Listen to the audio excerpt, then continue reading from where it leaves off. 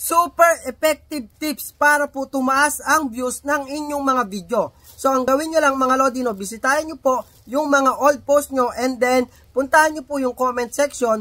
Replyan nyo po lahat po ng mga nagko-comment doon. At syempre, payo ko po sa i-comment yung mga Lodi, no, mas maganda na yung i-reply nyo sa kanila ay yung maaari nilang sagutin ulit. Para na sa ganun paraan, na-replyan nyo na yung comment nila, dagdag engagement na yon, and then kapag ka nabasa nila yung reply nyo, ay maaari nila ulit replyan yung inyong comment. Nang sa ganun paraan, patuloy po na madadagdagan ang engagement ng inyong videos. At kapag ka po patuloy na nadadagdagan ang engagement ng ating videos at patuloy ang tumataas mga Lodino, ay the more po yan na i-recommend ni Lolo Mets sa mas malaking audience. At dahil dito, patuloy pong tataas ang views ng inyong mga videos at may engage pa to sa mas malaking viewers. Okay? Kaya naman kung may nakuha kang tips sa video na to, ay huwag mong kalimutang i-share at i-follow na rin ako para updated ka sa aking mga video tutorials. Thank you!